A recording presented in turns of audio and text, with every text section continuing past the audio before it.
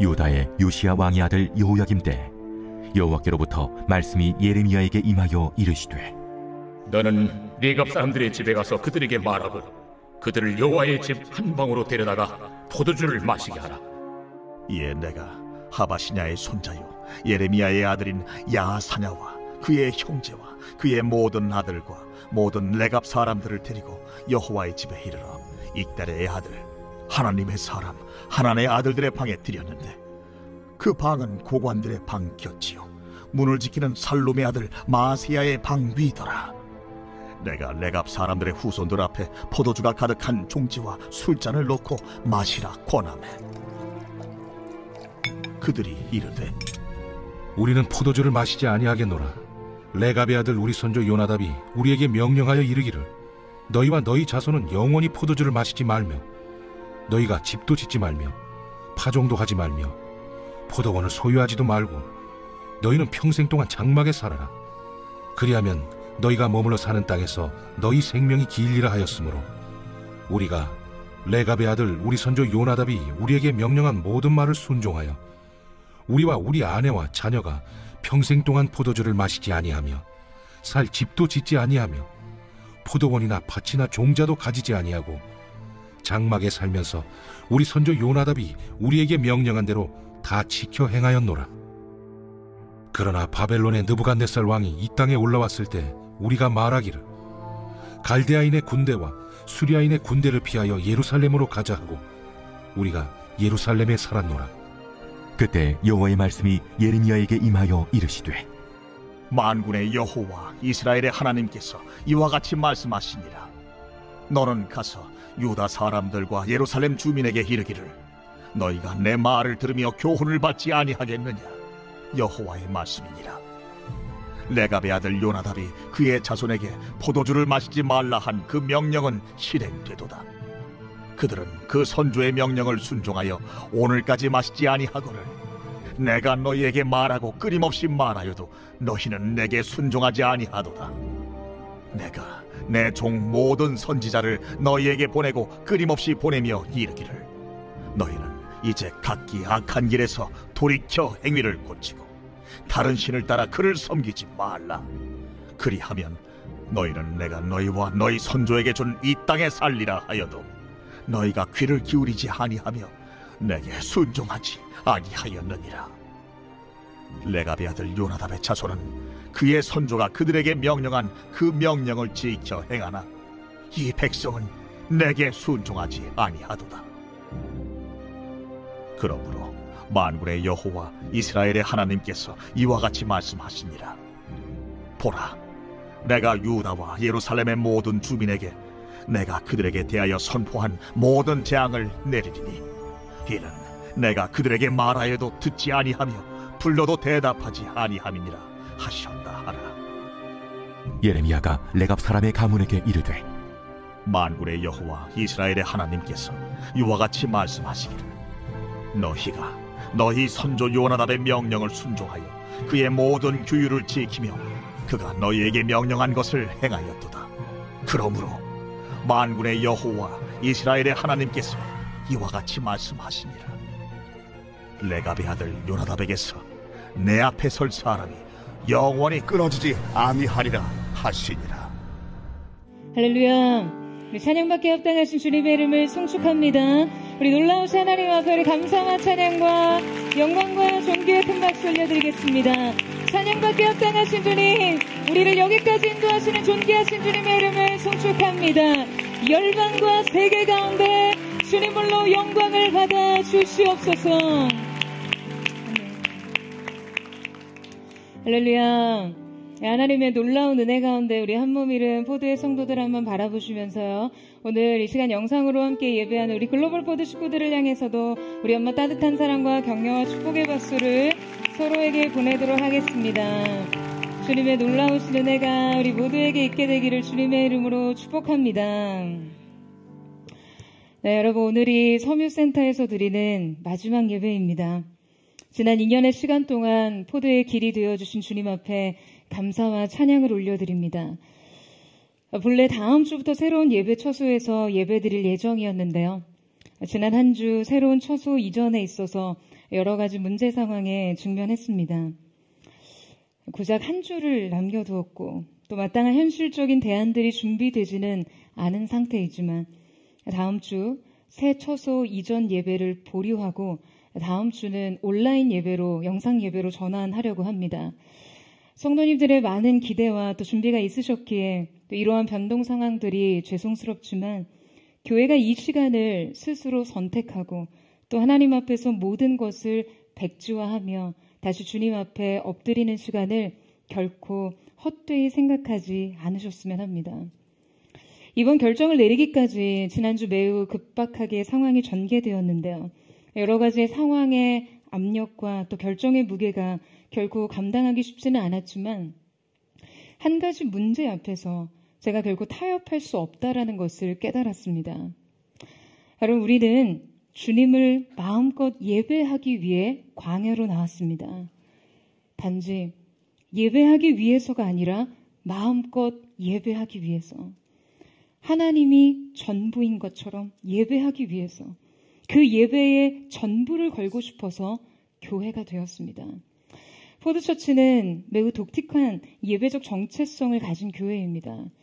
그런데 이 예배적 자유가 조금이라도 제한되는 상황이라면, 그것은 아무리 좋은 환경이라 할지라도 우리는 우리 자신을 지켜낼 수가 없습니다. 이번 결정은 우리가 정말 중요한 가치와 우리 자신의 교회됨을 지키기 위해서는 반드시 다시 묻고 확인하며 가야 하기에 내려진 결정입니다. 제가 얼마 전에 강단에서 설교하면서 그런 말씀을 드렸었죠.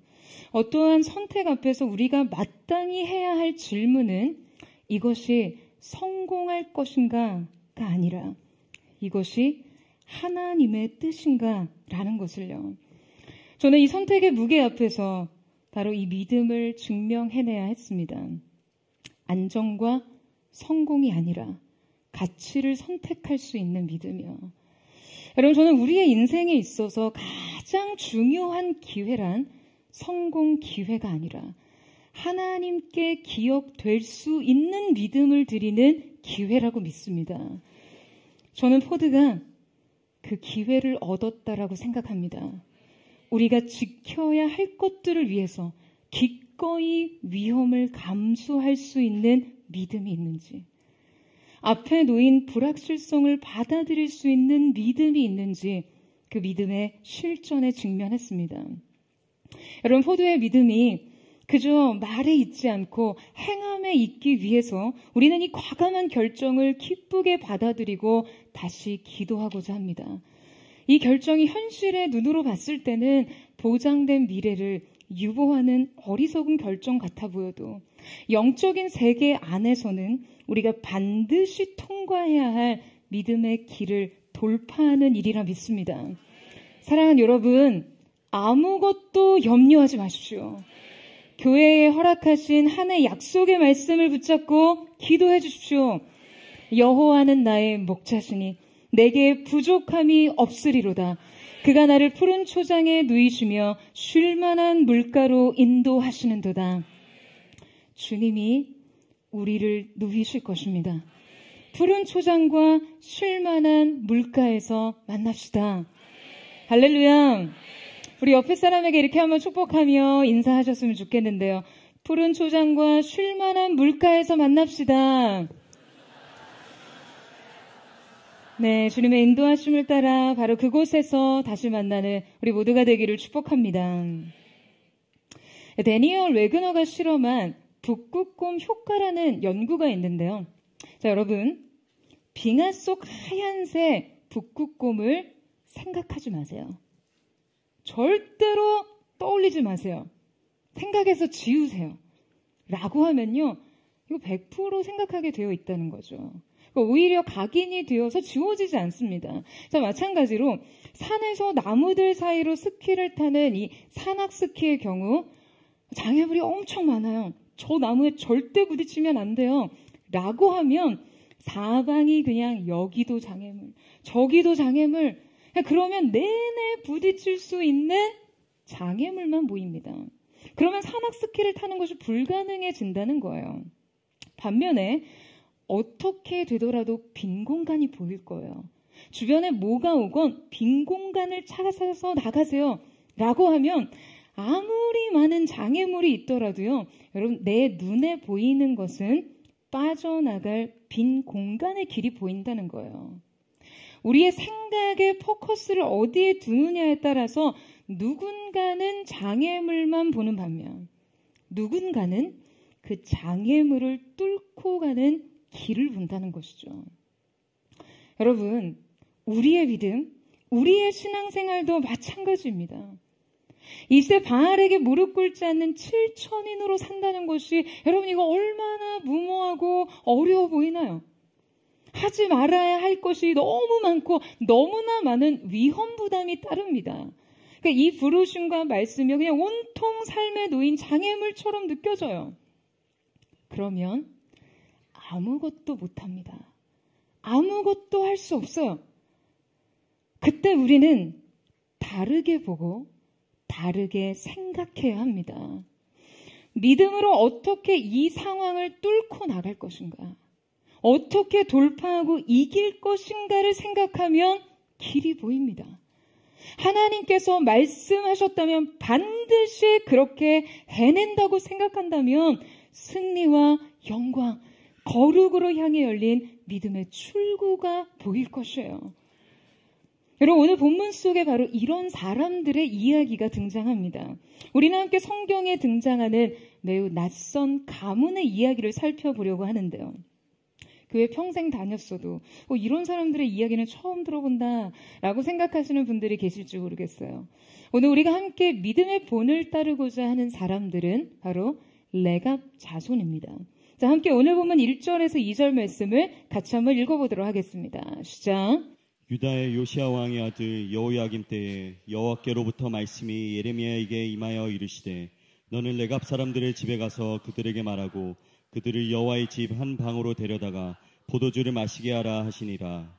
자, 여러분, 예레미야 이 35장은요, 남유다 왕국 말기에 굉장히 혼란스러운 시기를 배경으로 하고 있습니다.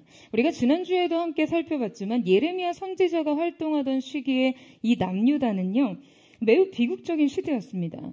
그러니까 예레미야의 사역은 먼저 남유다의 종교개혁을 이끌었던 의로웠던 왕인 이 요시아의 집권 시기에 시작됐습니다. 그러나 이 요시아의 갑작스러운 죽음 이후에 곧바로 여호아하스, 여호와김, 여호야긴, 그리고 마지막으로 시드기야에 이르기까지 굉장히 복잡한 왕권의 변화 과정이 있었고요. 오늘 본문은 여호와김 통치 시기에 일어난 일입니다. 이 시기는 이집트와 바벨론의 열강들이 세력 다툼과 침공으로 인해서 이 대외적으로 매우 혼란스러운 시기였어요. 자, 그런데 바로 이때 하나님께서는 예레미야에게 매우 독특한 명령을 내리십니다. 바로 너는 레갑 사람들의 집에 가서 그들에게 말하고 그들을 여호와의 집 방으로 데려다가 포도주를 마시게 하라 하는 것이었어요. 자, 그렇다면 왜 갑작스럽게, 왜 하나님께서는 이 사람들을 불러들여 이렇게 알 수 없는 명령을 내리시는 걸까요? 이 메시지의 의도는 무엇일까요? 여러분, 우리가 하나님의 숨은 뜻을 알기 위해서는요, 먼저 이 레갑 사람들이 과연 누구인지를 살펴봐야 합니다. 자, 여기에서 말하는 레갑 사람들이라고 하는 것은 레갑 족속을 의미합니다. 이들은 성경 속에서 의미 있게 등장했던 경우가 바로 이 모세의 장인이었던 이드로를 통해서인데요. 모세의 장인 이드로는 겐 족속으로 출애굽 이후에 모세의 중요한 조언자로서 그의 삶을 후원하며 하나님께 헌신된 삶을 살게 됩니다. 그리고 이 이드로의 후손들인 겐 족속은요, 모세와 이드로의 관계를 계기로 이스라엘 백성들과 함께 남유다, 그 유다 남방에 거주하게 되죠. 오늘 말씀의 주인공 레갑 자손들은 바로 이 이드로의 후손 겐 족속의 한 분파인데요. 그러니까 이들은 이스라엘 백성이 아니었던 거예요. 이방 족속이었습니다. 그런데 바로 그 후손들을 지금 하나님께서 매우 구체적으로 정확하게 지목하시며 이들을 성전에 데려다가 포도주를 먹게 하라는 거예요. 사실 이것만으로 우리가 하나님의 의도를 쉽게 이해할 수 없습니다. 그런데 이 명령을 통해 레갑 자손이 누구인지 드러나면서 또 이 명령 안에 담겨진 매우 깊은 의미를 우리가 깨닫게 되는데요. 자, 우리 5절에서 7절 말씀을 같이 한번 읽겠습니다. 시작. 내가 레갑 사람들의 후손들 앞에 포도주가 가득한 종지와 술잔을 놓고 마시라 권하매 그들이 이르되 우리는 포도주를 마시지 아니하겠노라. 레갑의 아들 우리 선조 요나답이 우리에게 명령하여 이르기를 너희와 너희 자손은 영원히 포도주를 마시지 말며 너희가 집도 짓지 말며 파종도 하지 말며 포도원을 소유하지도 말고 너희는 평생 동안 장막에 살아라. 그리하면 너희가 머물러 사는 땅에서 너희 생명이 길리라 하였으므로. 자, 여러분 지금 예레미야가 그들을 예루살렘 성전의 어떤 특정한 장소, 고위 인사들이 머물던 매우 중요한 장소로 불러들였습니다. 자, 이곳에 초대되어서 들어간 레갑 자손들이요, 자신들을 위해서 베풀어진 음식과 포도주를 보게 됩니다. 그러니까 이것들을 보고 그들은 심리적으로 다소 부담을 느낄 수밖에 없었겠죠. 여러분 어느 날 다소 비호감이기는 하지만 어쨌든 굉장히 시대적 영향력이 있던 한 지도자가 여러분을 초대해서 음식을 베풀고 환대하며 포도주를 권한다라고 생각해 보세요. 뭐 영문도 모르고 따라가긴 했지만 그래도 사람이 자신들을 위해서 이렇게 호의를 베푸는데 여러분 이걸 어떻게 안 받습니까? 거절하는 것 자체가 신뢰죠. 눈치도 없고 매너도 없이 행동하느니 그래도 상대의 권위와 이 정성을 봐서라도 딱 한 잔 아니면 한 모금 할 수 있는 거 아니에요? 여러분 괜찮아요. 뭐 고개를 좀 끄덕인다고 제가 뭐 여러분을 판단하겠습니까? 그래도 사회생활을 좀 하려면 그래도 이 정도는 타협을 해야 하지 않겠어요? 이런 게 바로 융통성 아니겠습니까? 뭔가 함정 질문 같은 느낌이다. 여러분 역시 이럴 때 목이 굳은 포드처치 성도들을 축복합니다. 여러분 그런데 이때 그들의 반응이요 우리에게 매우 신선한 호기심을 갖게 해요. 바로 지금 이 선지자의 명령을 거부하는 그들이 드러낸 자신들의 정체성에 관한 것이에요. 여러분 지금 그들이 예레미야가 건넨 이 포도주를 거부하며 뭐라고 하고 있죠? 지금 자신들은 이 포도주 마시기를 거절하겠다는 거예요. 이유인즉슨 자기 선조 요나답이 우리에게 명한 그 명령을 준수하기 위해서라는 거죠.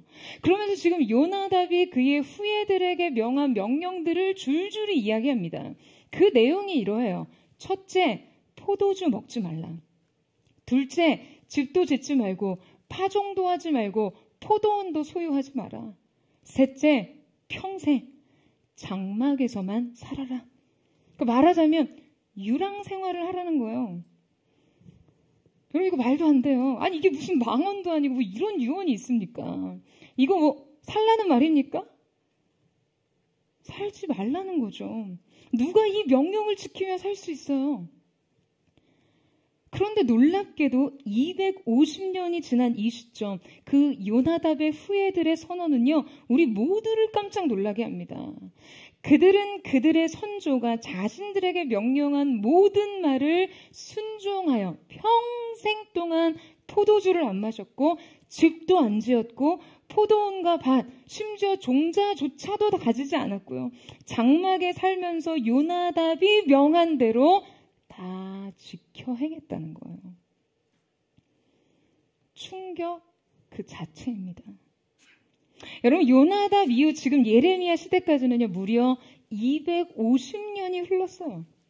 그러니까 이 명령을 그대로 빠짐없이 다 지켜 행했을 뿐 아니라 그 생활을 지금 250년 동안 지속하고 있다는 거예요. 여러분 뭐 이렇게 살면 누가 밥 줍니까? 누가 돈을 주나요? 반대로 이렇게 안 살면 목에 칼이라도 들어옵니까? 250년 전 자신들의 선조가 정한 이 신앙의 율례를 지금까지 지키고 살아왔다고요? 여러분, 예레미야가 처음 하나님께서 이 레갑 자손들을 데리고 오라고 명하셨을 때 무슨 생각을 했겠어요? 그들은 이스라엘 12지파에 속한 족속도 아니었잖아요. 그야말로 요새 거친 말로 하면 득보잡 아니었어요? 그런데 그들을 데려다가 포도주를 먹이라는 그 하나님의 이해할 수 없는 명령에 순종했더니 지금 그들이 너무나 놀라운 말을 하고 있는 것이죠. 아마 이들의 말을 들으며 예레미야는 하나님의 의도를 즉시 눈치챌 수 있었을 거예요. 여러분, 레갑 족속은요, 하나님의 샘플이었습니다. 이 땅에서 하나님의 백성들이 어떻게 삶을 살아야 하는지를 보여주는 살아있는 샘플 말이에요. 하나님이 250년간 유랑하며 살고 있는 이 숨겨진 족속들의 감춰진 삶을 결코 놓치지 않고 추적 관찰하시면서 지금 이 성전 안에 데려다 놓으시고는요 말씀하시는 거예요. 보라, 이 사람들을 보라. 이 레갑 사람들을 보라. 여러분, 저는 최근 여러 가지 이 나라의 상황들과 또 그 안에서의 신앙적인 고민들, 또 교회에 당면한 과제, 그 안에서 1+7천의 이 결단을 명하신 이 영적인 방향성과 우리의 정체성에 대해 고민하면서 계속해서 이 레갑 자손들을 떠올리게 됐습니다. 어떻게 살아야 하나? 어떠한 선택들을 해야 하나? 하나님은 우리에게 어떠한 삶을 원하시는가? 이 시대, 이 세대 가운데 우리 교회에 원하시는 그 하나님의 고유한 부르심, 우리의 정체성, 우리의 구체적인 결단은 무엇이 되어야 하나에 관한 것 말이죠. 올해 나라 안팎의 삶이 이토록 어지러울지 생각조차, 예상조차 못할 때 하나님께서는 우리의 교회에 이 영적 방향성을 명하셨습니다. 너희는 바알에게 입맞추지 않고 무릎 꿇지 않은 남은 자가 되라.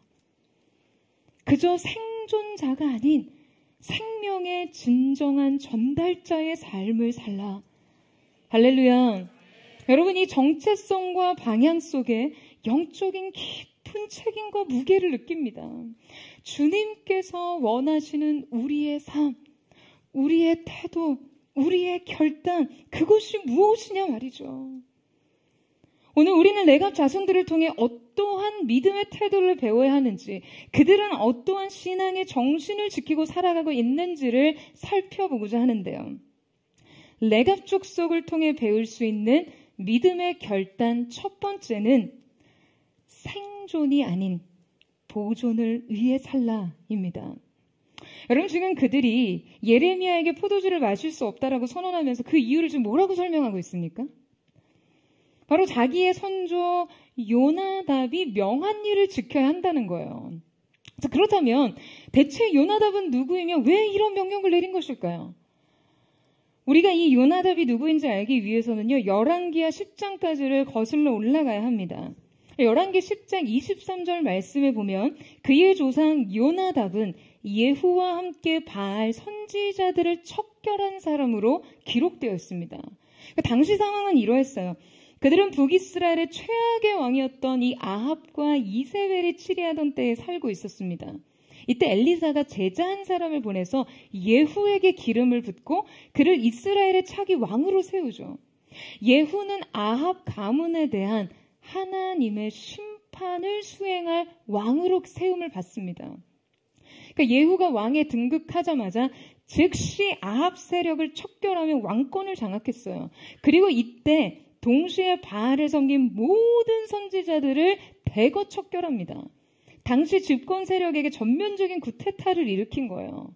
자, 그런데 바로 이때 이 바알 선지자들을 척결하는데 결정적인 역할을 했던 사람이 바로 이 여호나답이라고 기록된 레갑의 조상 요나답입니다. 동일 인물이에요. 열왕기하 10장 15절에 보면요, 예후가 이 일을 위해 여호나답에게 아주 직접적인 러브콜을 합니다. 그러니까 아마도 이 레갑의 아들 여호나답이 당시 사회의 지도자로서 신망이 두텁고 굉장한 영향력을 가진 인물이었던 것 같아요. 그리고 여호나답이 이 제안에 응하자 이 둘의 정치적 결합은 곧장 바알 선지자들을 제거하기 위한 계략으로 이어집니다. 그들은 당시 종교 지도자들에게 바알을 위해 제사를 드린다는 거짓 공표를 하고요. 바알 선지자들과 바알의 숭배자들을 모두 바알 신전에 모이게 한 후 이들을 한날 전부 처형합니다. 그리고 이 신전을 헐고 심지어 이 장소를 변소로 만들었다고 해요. 그러니까 바알의 신당과 그 종교적 잔재들을 아주 모욕적으로 사용하는 것이죠. 여러분, 이 사건은요, 북이스라엘의 바알 숭배 종식의 매우 상징적인 일이었습니다. 북이스라엘에서 바알 숭배를 제거하는 매우 중요한 전환점이 됐던 거예요. 그러니까 이 사건을 통해 여호나답은요, 예후 왕조의 기틀을 다진 영웅이 되었어요. 자, 그렇다면 여러분, 이후에 이 여호나답의 행보는 어땠을까요? 이제 이 예후 왕조에서 최고의 실세가 되지 않았겠습니까? 여러분이 한 왕조의 기틀을 다지는데 엄청난 공을 세웠다고 생각을 해보세요. 한 나라의 왕조가 바뀌고 엄청난 정치적 급변 시기에 새로운 집권 세력에 대한 혁혁한 공을 세웠다라고 생각해보세요. 목숨 걸고 새 왕조를 위해 싸웠고 그 정치 개혁과 구테타를 성공적으로 이끌었는데 이건 당연히 기득권 세력이 될 수밖에 없죠. 여호나답의 가문은 이제 예후 왕조에서 큰 부귀와 영화를 누릴 만하지 않습니까? 여러분, 그런데 놀라운 것은요, 이 사건 이후에 여호나답의 행보예요. 여호나답은 이때 결단합니다. 그는 예후와의 정치적 연대를 모두 끊어버리고 오직 하나님께 헌신된 삶을 살고자 한 것이죠. 여러분, 우리는 이 선택을 통해 지금 그가 이 아합의 추종자들, 이세벨의 후견인 정치 기득권 세력이었던 바알의 선지자들을 척결했던 이 일이 결코 단지 정치적 행위가 아닌 신앙적 결단이었다라는 것을 알 수 있습니다. 여러분, 반면에 예후는요, 왕위에 오른 후에 안타깝게도 이스라엘의 선왕으로 남지 못합니다. 그는 바알 숭배로부터는 돌아섰지만 금송아지 숭배에 빠져 앞선 왕들과 같이 신앙의 혼합주의를 택해요. 그러니까 바알 숭배로부터 돌아선 그의 선택이 온전히 하나님을 향한 믿음 위에서 한 것이 아닌 자신의 정치적 이익과 생존을 위한 것이었음을 알 수 있죠. 여러분, 실제 예후는요, 바알 숭배 척결에 매우 결정적인 역할을 한 사람이었어요. 그러니까 바알에 대한 그 하나님의 심판을 그를 통해 끝내 이루신 것이거든요. 하지만 놀랍게도 그는 누구에게도 결코 하나님의 편의 사람으로 기억되지 못합니다. 여러분, 바로 이래서 우리의 동기가 이토록 중요합니다. 우리의 마음이 어떠한 선택이든 무엇을 하든 그것이 하나님을 향한 자신의 결정이 되지 못할 때 여러분, 우리는 얼마든지 형편없어질 수 있다는 거예요.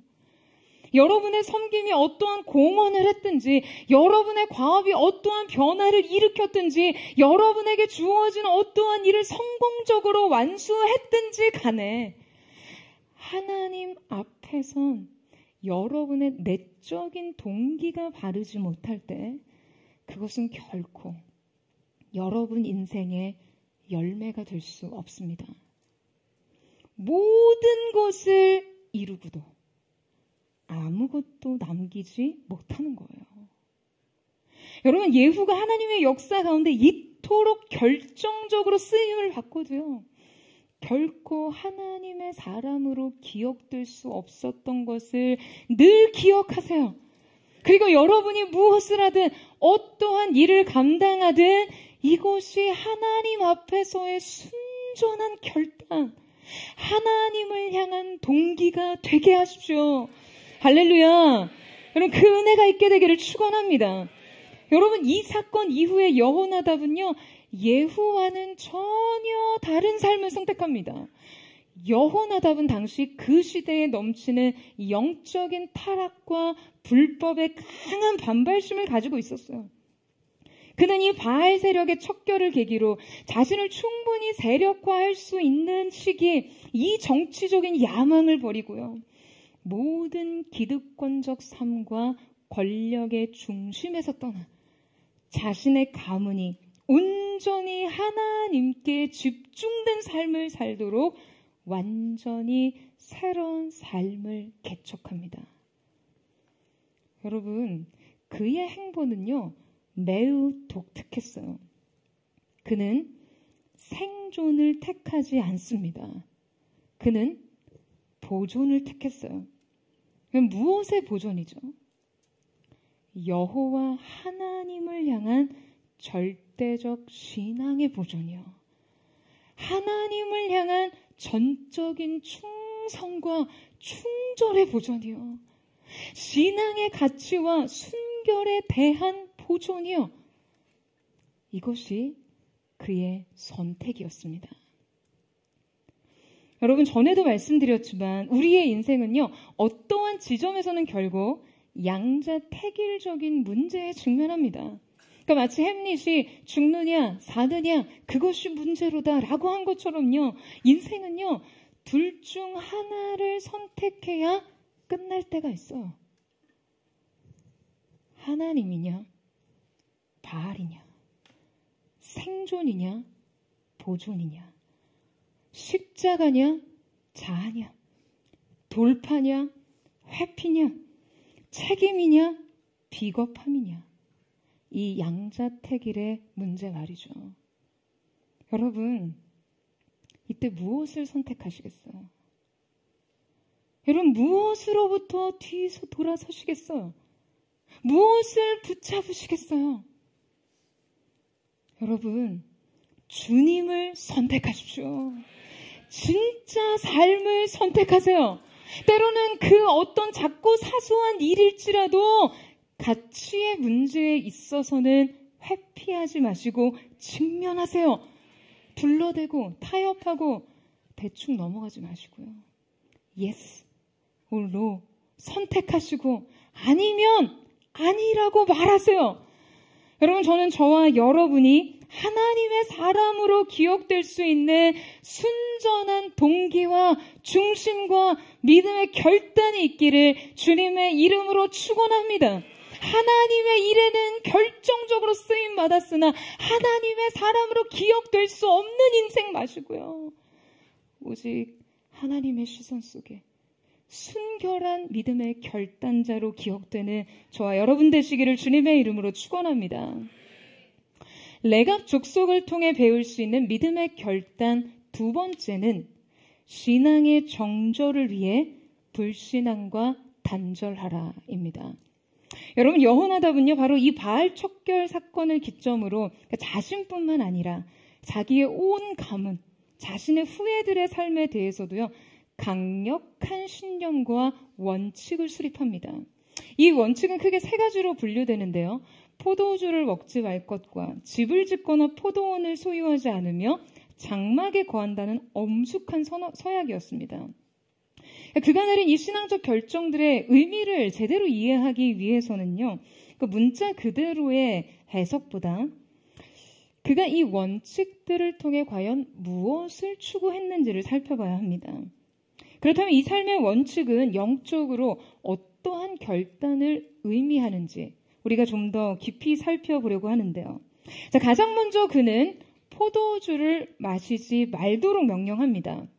이것으로 자신의 육체적 방종과 무절제한 삶을 극단적으로 경계한 것이죠. 그러니까 하나님을 섬기기 위해서 무엇을 금해야 하는지를 분명하게 분별한 것이에요. 그것은 바로 바른 분별력입니다.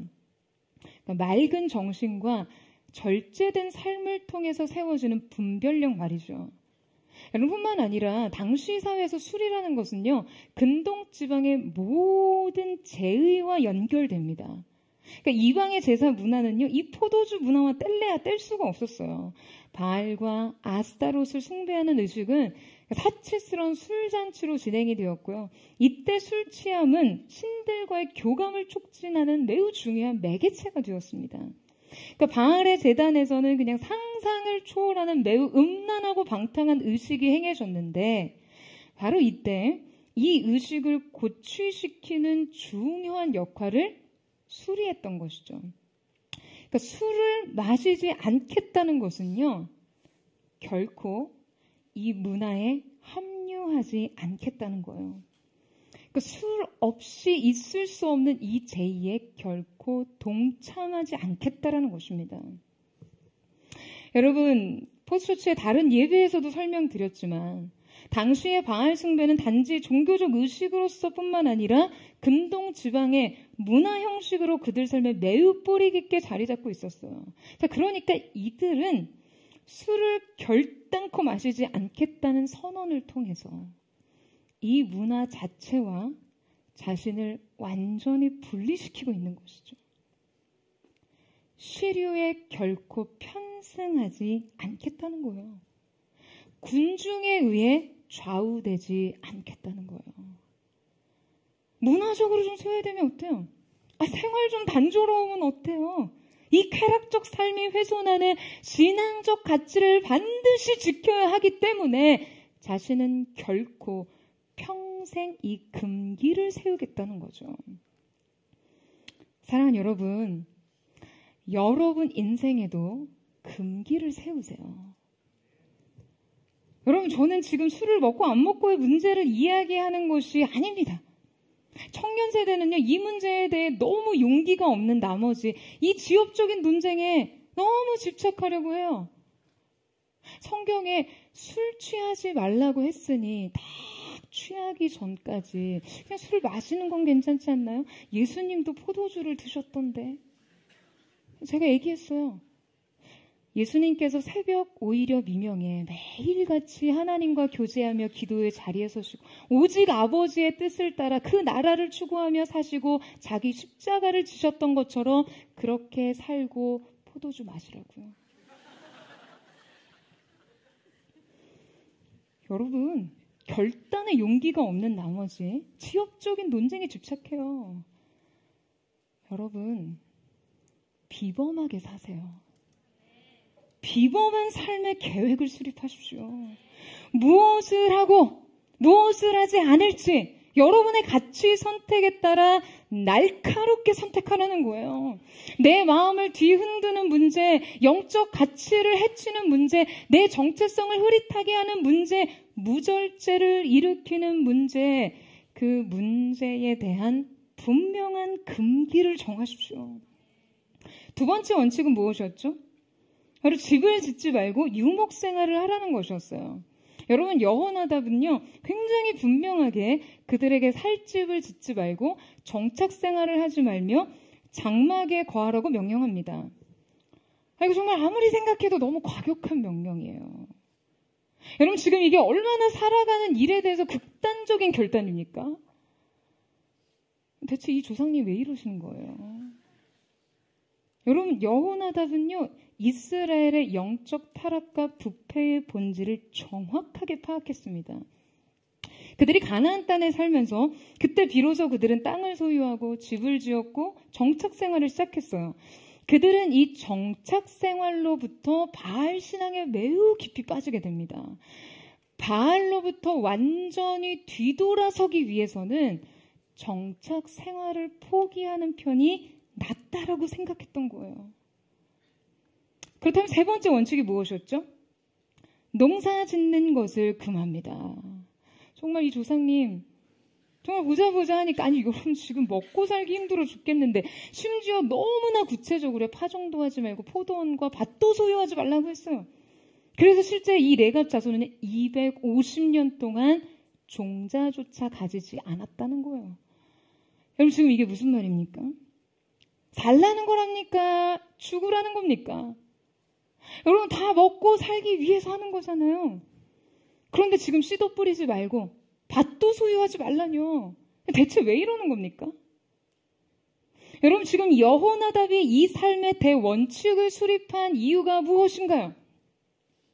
앞서 말씀드렸듯이 그는 바알 선지자를 척결한 후 이 뜻밖의 삶의 행보를 선택한 것이죠.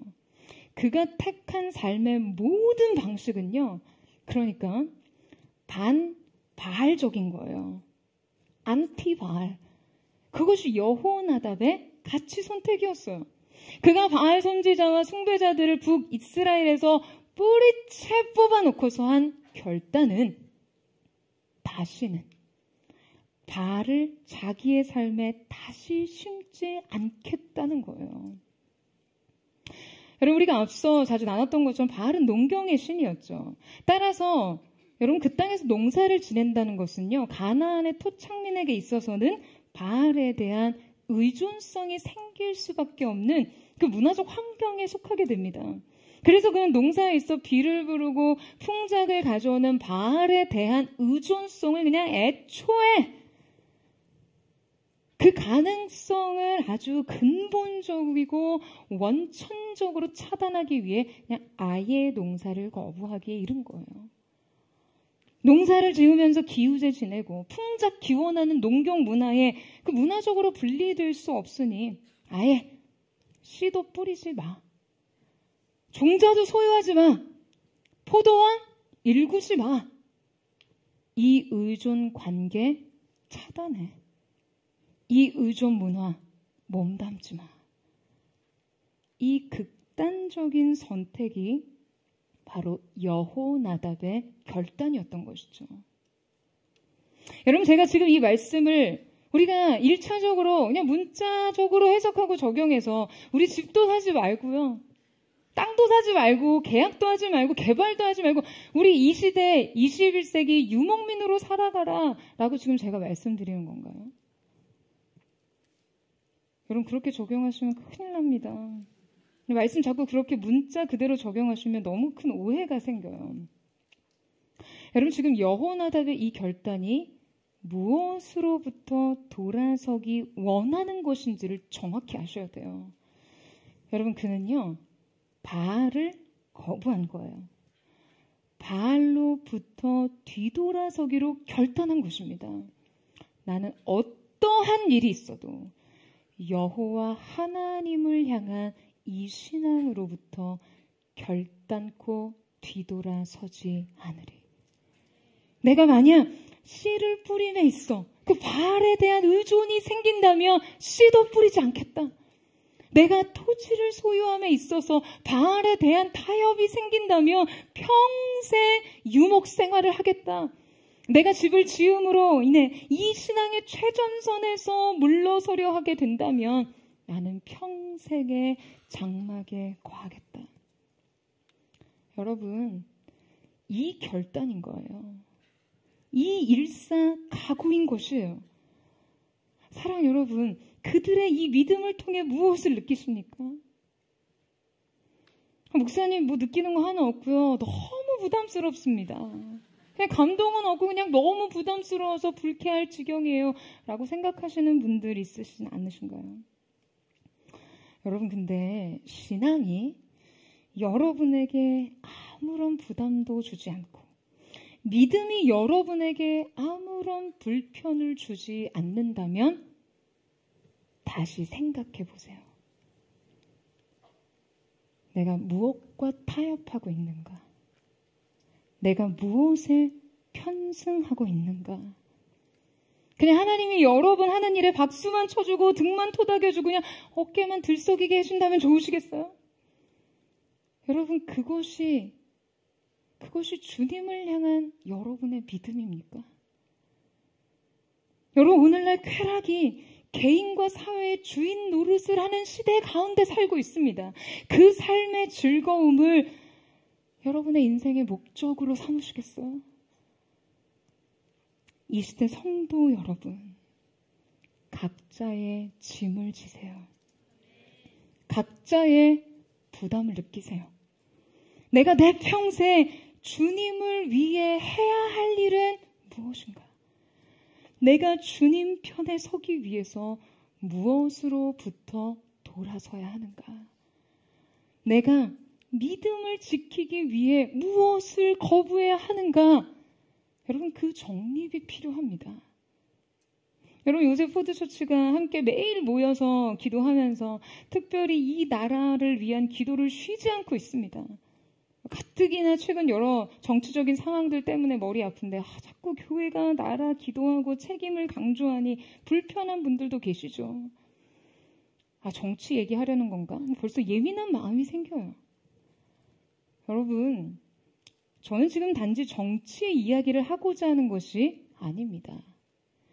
이 시대에 지켜야 할 우리의 믿음에 대해서 이야기하고 있어요. 여러분, 다만 우리가 이때 기억해야 할 것은요, 본래 정치의 영역, 이 세속 권력의 영역은 분명 진리의 영역과 결코 완전히 일치될 수 없는 영역입니다. 어떠한 정치 사상도 어떠한 정당도 진리를 100% 대변할 수 없어요. 여러분, 정당은요, 정치 집단이에요. 영적인 공동체가 아닙니다. 따라서 진리의 영역과 세속 정당의 이념을 지나치게 일치시키는 것은 매우 위험합니다. 뿐만 아니라 교회가 지나치게 권력을 손에 넣으면 교회가 부패하기 쉬워요. 그래서 이 두 영역은 적절히 분리가 되어야 합니다. 여러분, 이것은 일치가 아니라요, 소속의 영역이에요. 세속 정치 영역은 반드시 이 진리 아래 확립되어야 합니다. 여러분, 아멘이세요? 법과 정책의 영역이 진리를 거스르는 방향을 향해 가면 안 된다는 거예요. 따라서 이 시대의 성도들은 정당의 정책과 이념이 신앙적 가치 아래 속한 것인지를 들여다봐야 합니다. 어떠한 정책들이 이 시대 성도들이 하나님 앞에서 그분의 의와 신앙적 가치를 지킬 수 있게 하는지, 그 법안들이 신앙의 자유를 방해하고 제한하는지, 하나님이 정하신 가치의 질서와 기준을 훼손하는지, 그것을 검열하고 견제하는 것, 그 정치적 책임 또한 여러분, 이 시대 성도들의 막중한 책임입니다. 여러분, 그 책임을 회피하거나 무관심하다가는요, 성도의 신앙과 삶은 침해당합니다. 왜 그렇습니까? 여러분, 정치, 경제, 사회, 문화, 교육, 여러분, 이 배후에서 누가 일합니까? 정사와 권세와 이 어둠의 세상 주관자들과 악의 영이 일하고 있잖아요. 성경이 분명하게 말하고 있습니다. 여러분, 믿음이 세속적인 삶과 분리될 수 있습니까? 아니에요, 여러분. 여러분, 믿음이 세속적인 삶을 다스릴 수 있게 해야죠. 가장 정치적인 행동조차도 100%의 영적 결단으로 살았던 여호나답을 기억하시면서요, 여러분, 이 시대의 정책들도 좀 들여다보세요. 여호나답의 정치적 행동으로 해석될 수 있는 것에 있어서도 그는 100% 영적 결단으로 나아갔습니다. 우리의 믿음이 삶의 진짜 기능을 하고 하나님의 주권이 우리의 삶 속에 진정으로 선언되기 위해서는 여러분, 우리가 기꺼이 마땅히 이 책임을 감당해야 하는 것입니다. 여러분, 그렇다면 바로 이때 이 레갑 자손들의 믿음을 하나님께서 주목하시며 또 예레미야에게 그들의 믿음을 드러내시는 이유는 무엇입니까? 여러분, 주님께서 예레미야에게 말씀하십니다. 너는 가서 예루살렘 주민들에게 말하라. 무엇을요? 14절에서 16절을 보세요. 내 백성조차 아닌 이 이방의 족속, 레갑 자손들을 봐라. 그들이 250년 전 그들의 선조의 말을 어떻게 준행하는가 보라. 그가 흙으로 돌아간 그들의 선조들의 명령을 어떻게 지키며 사는가 보라. 이미 죽어 땅에 묻힌 그들의 조상들의 이 신앙을 어떻게 붙잡고 살아가는지를 보라. 250년이 흘러 죽고 죽은 그들의 아비들의 가치가 어떻게 그들의 삶에 생생히 살아있는지를 보라. 그런데 지금 너희들은, 내 백성들은 내 말을 듣지 않는다. 그들에게 말하여도 듣지 아니하고 불러도 대답하지 아니한다. 선택받은 백성이라는 자부심만 있을 뿐 나에 대한 의의 결단은 눈꼽만치도 없는 이 백성을 보라. 내 피조물이, 내 백성이, 내 자녀들이 살아있는 나의 명령, 천지 만물을 창조하고 그 모든 만물을 다스리는 나의 명령을 준행하지 아니하는도다. 여러분, 이 하나님의 호소를 이해하시겠어요? 전능자의 이 절규가 들리십니까? 여러분, 레갑 족속 그들은 프로미스 키퍼였고요. 이스라엘 백성은 프로미스 브레이커였습니다. 약속을 지키는 자, 약속을 파기하는 자, 명령을 이행하는 자, 명령을 무시하는 자. 여러분은 어느 편에 속하십니까? 프로미스 키퍼입니까? 아니면 프로미스 브레이커이십니까? 여러분, 오늘날 여러분의 삶의 현장에서 여러분의 결단은 무엇인가요? 주님을 위한 이 예배조차 작정하지 못하고 주님을 향한 마음의 중심조차 결단하지 못하는 자들, 나의 영향력, 나의 세력과 나의 기득권, 나의 편의, 나의 쾌락, 그 어느 것도 조금도 내려놓지 못하면서 주님을 따른다고 말할 수 있습니까? 주님을 섬기기 위해 어떠한 불편도 감수하지 못하면서 과연 주님을 위해 산다고 할 수 있습니까? 해야 할 때 하지 못하고, 아니요 라고 해야 할 때 아니요 라고 하지 못한다면, 여러분, 우리의 고백은, 우리의 믿음의 고백은 허상에 불과한 것 아닙니까? 여러분, 한 번뿐인 삶입니다. 삶의 방향을 정하세요. 주님을 향한 각도를 정하십시오. 주님을 향해 서세요. 여러분, 인생의 바알로부터 뒤돌아서십시오. 여러분, 하나님께서는 레갑 자손에게 그들이 내 앞에서 영원히 끊어지지 않고 서게 될 것이라고 말씀하셨어요. 느헤미야가 성전 재건을 할 때 레갑 사람들이 폐기물과 불결한 것들을 성문 밖으로 내보내는 문이었던 분문을 중수했다라고 기록합니다. 그들이 실제 하나님의 제사와 성전 일에 독특하게 쓰임을 받았던 것이죠. 여러분, 그들의 결단과 그들의 믿음을 기억하시는 하나님의 이 모습이 오늘 우리의 삶 속에 어떠한 울림을 주나요? 그들의 이 극단적인 믿음의 결단이 여러분 오늘 우리에게 어떠한 도전을 줍니까? 여러분, 주님을 위해 살기 원한다면 삶을 구체적으로 결단하십시오. 구원받았다면 구별된 삶을 추구하세요. 생존의 급급한 삶이 아닌 가치 보존을 위한 삶으로, 신앙의 정절을 지키기 위해 과감한 불신앙의 단절로. 여러분, 저는 사랑하는 포드처치가 정말 이 시대의 레갑 자손이 되기를 축원합니다. 거룩한 프로미스 키퍼들로, 이 시대의 샘플로 정말 우리 하나님이 기억하실 만한 믿음을 주님 앞에 드리는 자들이 되기를 주님의 이름으로 축원합니다. 그래서 그 패역한 시대 속에서도 하나님이 숨겨지고 감추어진 그 한 가문을 일으키셔서, 시대여 보라, 그들을 보라, 내 앞에 사는 자들은 이러해야 한다라는 시대적 표지가 되는 저와 여러분 되시기를, 이 시대 성도 되시기를, 사랑하는 포드처치의 성도 되시기를 주님의 이름으로 축원합니다. 이제 우리 함께 찬양하며 기도하며 주님 앞에 나아갔으면 좋겠습니다.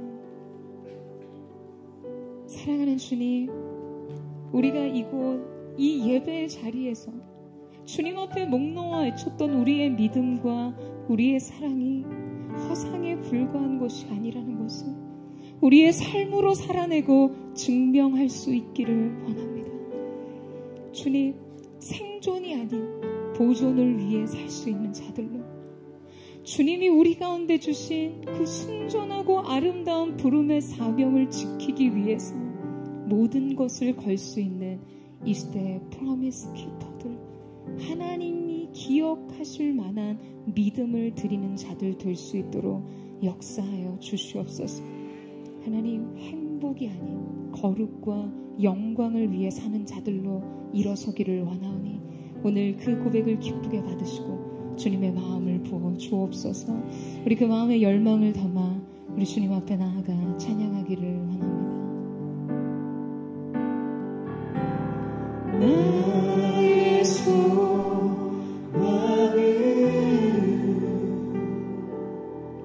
주 곁에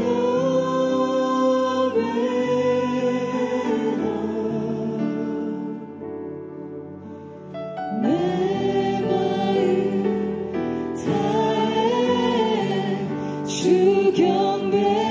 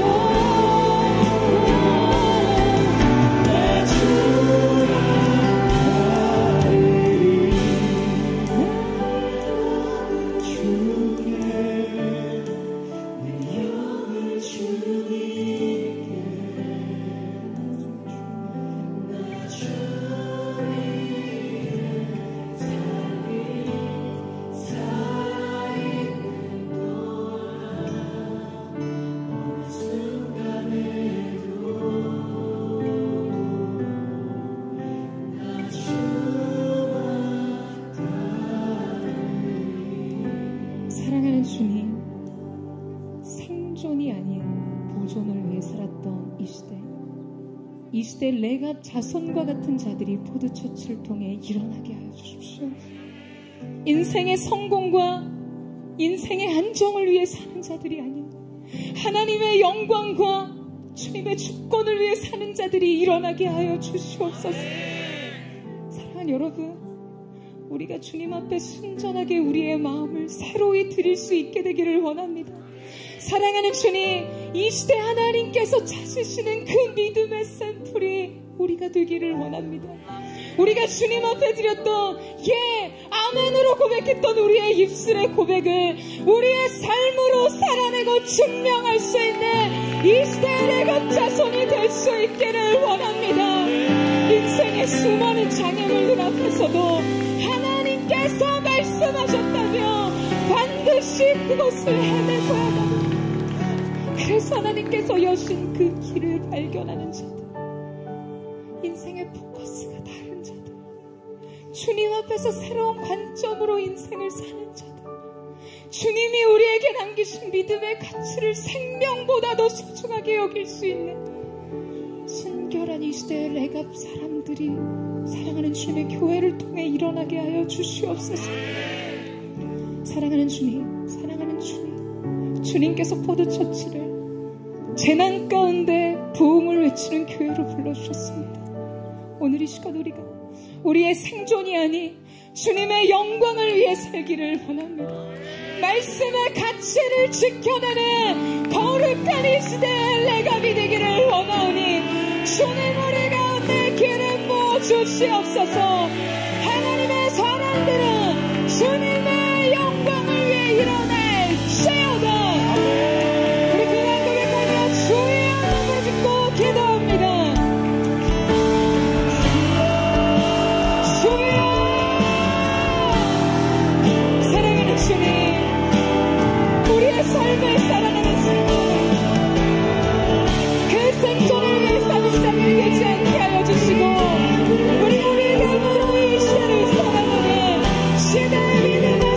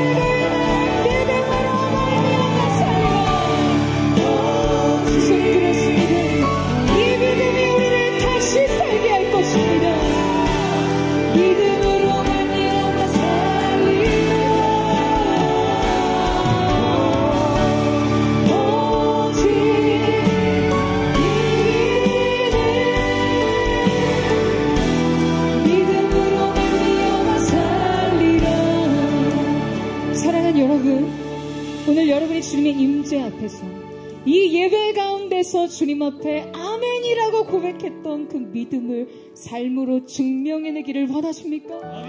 여러분 사모하고 갈망하세요. 아멘이십니까? 그렇다면 이 시간 우리의 인생 과연 무엇으로부터 뒤돌아서야 하는지, 우리의 인생의 발은 무엇입니까?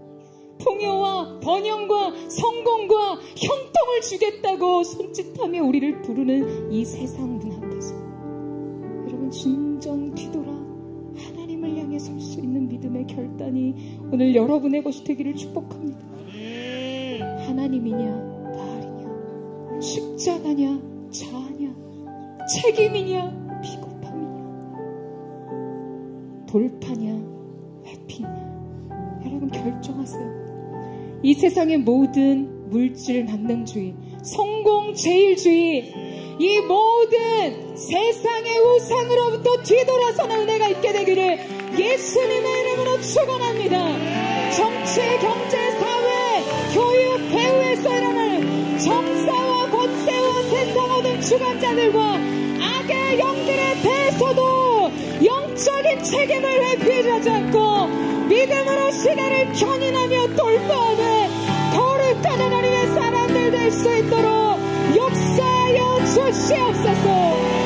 사랑하는 여러분, 결정적으로 하나님 앞에 쓰임받고도 하나님의 사랑으로 기억되지 못했던 예후와 같이 사시겠어요? 아니면 인생의 그 모든 선택 가운데 하나님을 향한 순전함, 그래서 오직 그의 인생의 최대의 찬스란 하나님이 기억하시는 믿음을 드리는 것, 그것에 인생 포커스를 맞추실 수 있겠습니까? 사랑하는 주님, 주님 앞에 포도쳤지 주님의 교회가, 주님이 사랑으로 이 광야에 불러주신 주님의 교회가 주님 앞에 서 있습니다. 이들이 이 시대에 구별된 7천인의 세대가 되게 하여 주시옵소서. 1+7천의 시대, 거룩한 레갑 자손들이 일어나 십자가를 향해 서게 하여 주시옵소서. 세상의 번영과 성공을 등지고 주님의 영광을 향해 서는 은혜가 있을지어다.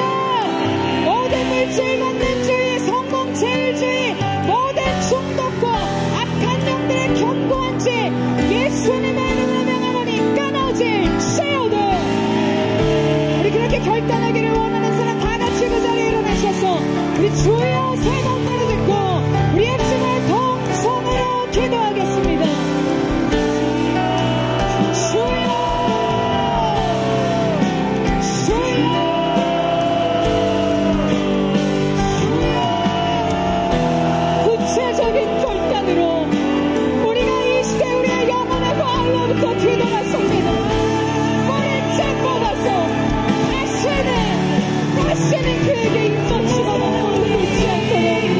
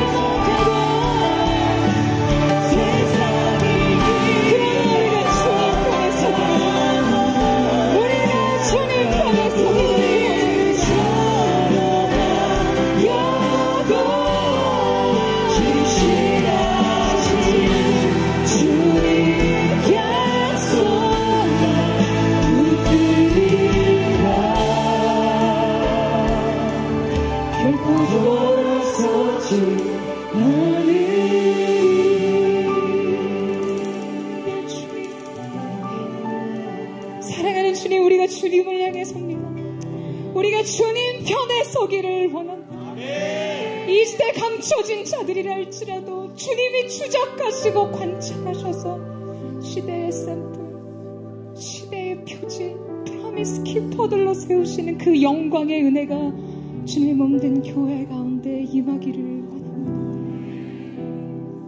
여러분, 이 시간 우리 한 번 더 기도하며 나아갈 때 오늘 우리 포드처치를 위해서 하나님 앞에 기도하며 나아가기를 원합니다. 사랑하는 주님, 광야로 우리를 부르셨습니다. 하나님을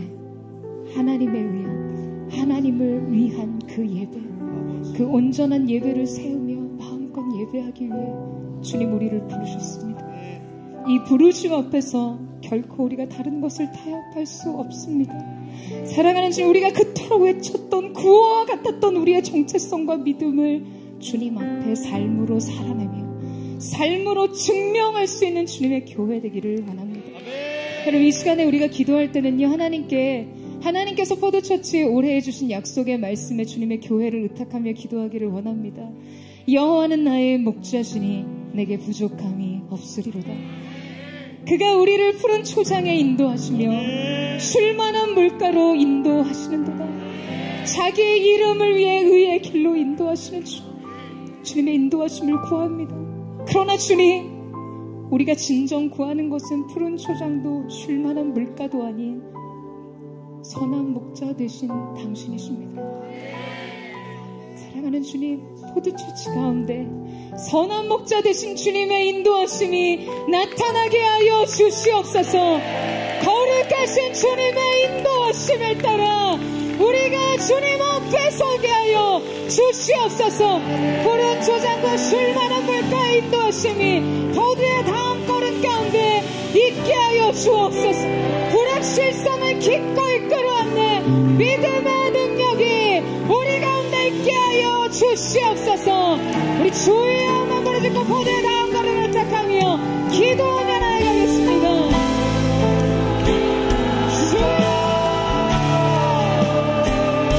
사랑하는 주님, 주님의 교회의 인도자가 되신 주님, 주님이 이 교회의 머리가 되시고 주님이 이 교회의 주인이 되시고 아버지, 오늘 우리를 붙들어 주셔서 선한 목자 되신 주님을 따르는 거룩한 성도들 가운데 마침내 주께서 이끄시니 푸른 초장과 쉴만한 물가로 교회를 인도하시는 일을 마주하게 하여 주옵소서. 주님, 우리에게 그 어떤 푸른 초장과 어떠한 쉴만한 물가보다 주님 당신이 우리의 가장 완전한 세계가 되시죠. 주님 외에 더 나은 푸른 초장은 없으니 주님의 인자주의 선한 쉴만한 물가가 없으니 언제나 신성한 우리가 있게 하시고 아버지, 우리 앞에 당신이 계시게 하여 주옵소서. 우리의 삶과 주님의 교회를 나갑니다. 나의 속에서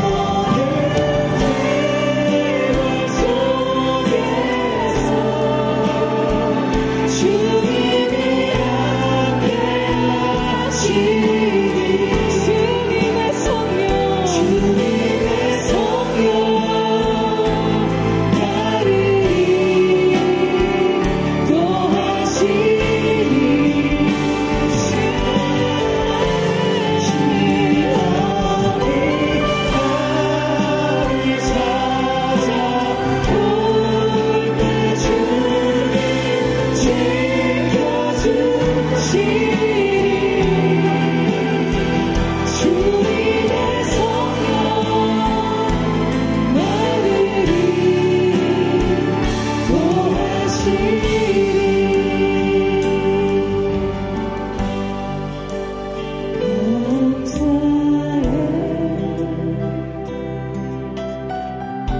시험이 닥쳐올 때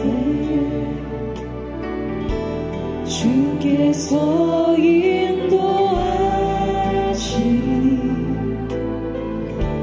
두려움 없네. 또 감사해.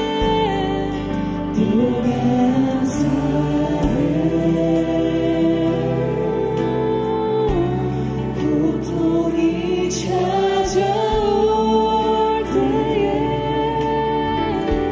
주께서 지켜주시는 승리하리라.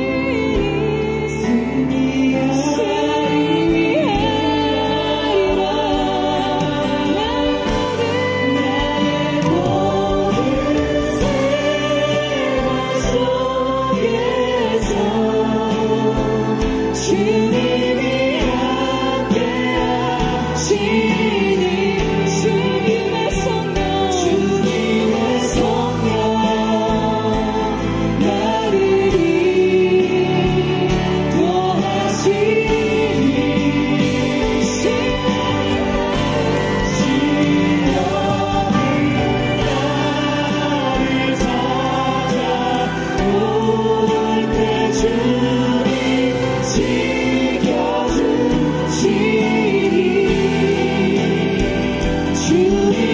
성령 나를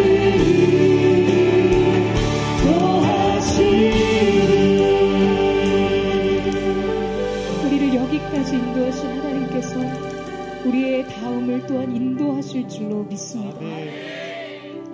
오늘 이 예배가 섬유센터에서 드리는 마지막 예배입니다. 좌석에 불편함이 있으시겠지만 가능하신 분들은 그 자리에서 다 무릎을 꿇으시고 오늘 이 시간 사랑하는 주님, 지난 2년의 시간 동안 우리가 정말 이곳에서 하나님을 마음껏 예배할 수 있도록 우리를 이끄시고 인도하신 주님 앞에 감사와 찬양을 올려드립니다. 또한 우리가 지금 이 시간 주님 앞에 꿇은 이 무릎 꿇음은 우리의 인생 믿음의 상징이 되기를 원합니다. 사랑하는 주님, 우리가 오직 주님 앞에서만 무릎 꿇는 자들이 되게 하여 주십시오. 주님, 이 사랑과 충절을 지켜내는 자들이 되게 하여 주시옵소서. 우리를 통해 이 세대 가운데 우리의 삶이, 우리의 교회가 단지 생존하는 것에 목숨 걸지 않게 하시고 진정한 생명의 전달자들, 이 시대의 거룩한 시드볼트로 하나님의 때를 예비하는 남은 자들이 되게 하여 주시옵소서. 오늘 이 두 가지의 마음을 주님 앞에 올려드리며 기도하기를 원합니다. 사랑하는 주님, 감사합니다. 지난 2년 동안 우리를 이끄신 하나님, 무한한 영광과 찬양을 받아 주시옵소서. 주님 앞에 변함없는 사랑과 충성으로 주님의 길을 걷기를 원합니다. 이 삼성 땅 가운데 심겨진 기도와 예배의 눈물이 이 땅을 변화시키며 하나님의 통치의 질서를 회복하는 씨앗이 되게 하여 주시옵소서. 우리의 다음 걸음은 알 수 없으나 하나님은 하심을 믿습니다. 오직 주님 앞에만 무릎 꿇는 순결한 세대로 주님 앞에 구별되이 살게 하여 주시옵소서. 우리 그 하나님 앞에 감사하며 주여 나를 믿고 떼다며 기도하겠습니다.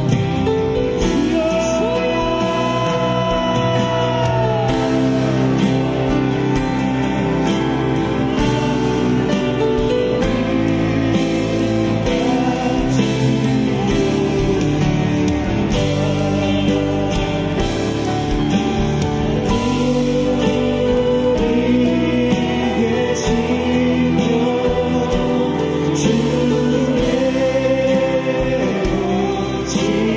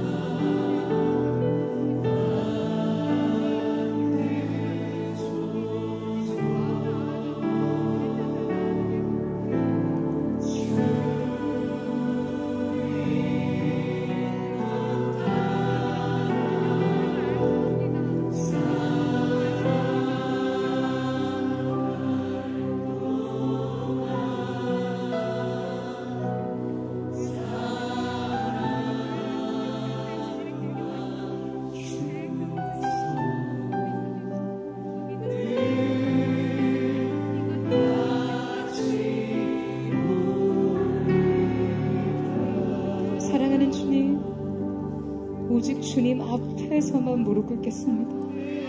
오직 하나님의 임재와 영광 앞에서만 엎드리겠습니다. 오늘 사랑하는 포도의 성도들 가운데 성령님 안수하여 주십시오. 새 믿음과 순결한 중심과 주님을 향한 순전한 사랑이 오늘 우리의 것이 될 수 있도록 언제나 우리의 인생 앞에 주님을 모시며 주님 앞에 우리가 있도록 주님 역사하여 주시옵소서. 지난 2년간 서민센터에서 예배할 수 있도록 허락하신 주님 앞에 감사와 찬양을 올려드립니다. 주님, 주님의 몸된 교회가 이 시대 하나님께서 받으시는 그 아름다운 예배를 계속해서 드릴 수 있도록 역사하여 주시옵소서. 우리는 선한 목자 되신 주님을 원합니다. 주님이 우리의 완전한 세계이십니다. 주님이 우리의 푸른 초장이요 쉴만한 물가가 되십니다. 주님을 따르는 포도처치의 다음 걸음에 완전한 하나님의 은혜가 예비되게 하여 주시옵소서. 영광과 찬양과 존귀와 능력이 주께 있음을 선포합니다. 그 하나님 영광을 받아 주시옵소서. 존귀와 찬양을 받아 주시옵소서. 그 하나님 앞에 감사와 찬양을 올려드리며 존귀하신 예수님의 이름으로 기도드립니다. 아멘. 아멘. 놀라우신 하나님, 거룩하신 하나님, 존귀하신 하나님 앞에 우리 감사와 찬양과 영광의 큰 박수 올려드리며 나아가겠습니다. 아름다우신 주님의 이름을 찬양합니다. 주님 홀로 영광을 받아 주시옵소서.